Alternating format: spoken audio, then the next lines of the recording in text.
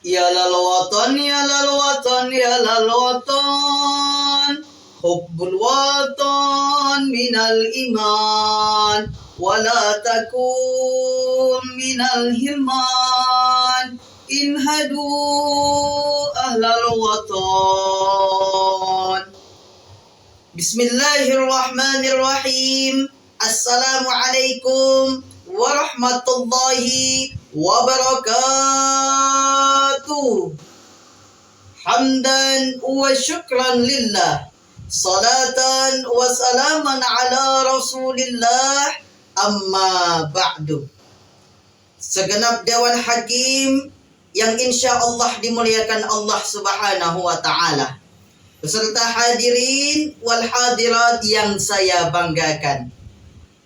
Bersyukur kita kepada Allah Subhanahu wa ta'ala yang telah banyak memberikan nikmat kepada kita, sehingga pada hari yang berbahagia ini Allah Subhanahu wa ta'ala masih memberikan sehat kepada kita. Allah masih memberikan keafiatan kepada kita, dan Allah Subhanahu wa ta'ala masih memilih kita termasuk daripada hamba Allah yang diizinkannya untuk beribadah, bersujud dan bersimpuh kepada Allah Subhanahu wa ta'ala. Salawat dan salam senantiasa tercurah kepada junjungan agung kita, Nabi besar kita, Sayyidina wa Maulana Muhammad sallallahu alaihi wasallam. Sallallahu ala Muhammad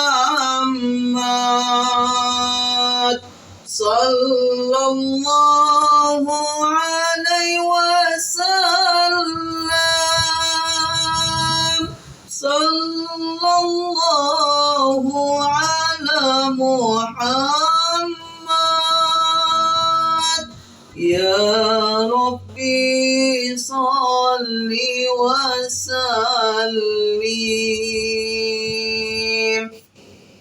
Dewan Hakim yang saya muliakan, hadirin wal hadirat yang saya banggakan.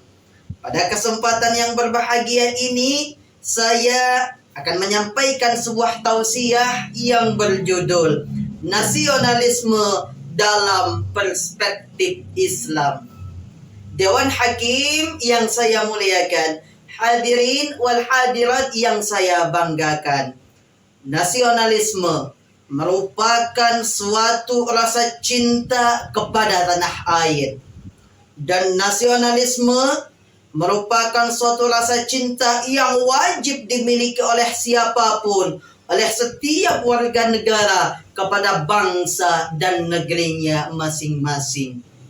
Bahkan nasionalisme telah diajarkan oleh nabi-nabi terdahulu, dan juga telah diajarkan oleh Nabi kita, Nabi Muhammad sallallahu alaihi wasallam. Beliau, tatkala beliau masih hidup, beliau pernah menyampaikan bahwa beliau sangat mencintai bangsa Arab.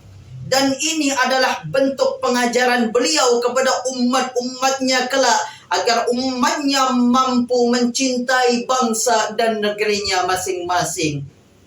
Bahkan tidak hanya Nabi Muhammad, Nabi sebelum beliau yaitu Abul Anbiya, Nabi Ibrahim alaihissalam juga mengajarkan untuk cinta kepada tanah air.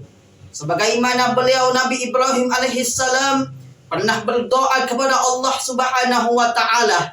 Apa isi doa beliau? Wa idza qala Ibrahim rabbi ja'al hadzal balada amina warzuq ahlahu minas samarat. Nabi Ibrahim alaihissalam berdoa kepada Allah. Wa idza qala Ibrahim rabbi ja'al hadza balada amina. Nabi Ibrahim meminta kepada Allah, berdoa kepada Allah agar negeri yang dia tempati menjadi suatu negeri yang aman.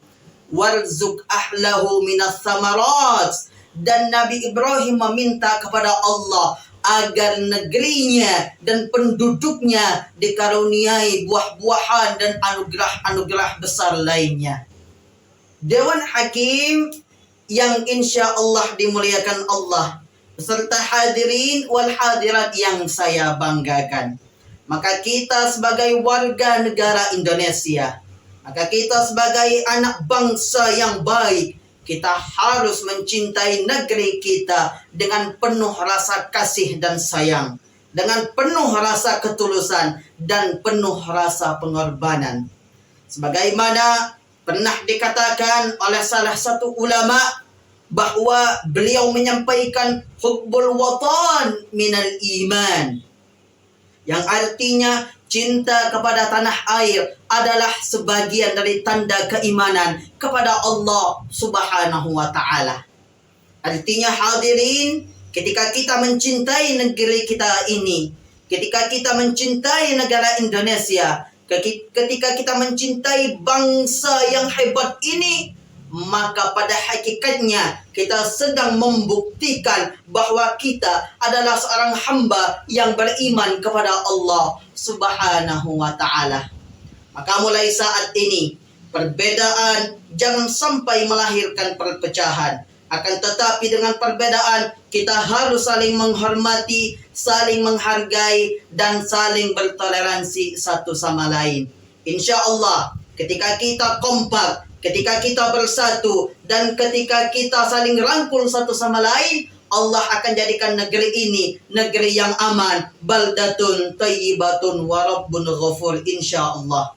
Dewan Hakim yang saya muliakan, hadirin wal hadirat yang saya banggakan, ini saja yang dapat saya sampaikan. Lebih dan kurangnya mohon maaf. Kepada Allah mohon ampun, dan saya akhiri dengan ucapan wassalamualaikum warahmatullahi wabarakatuh.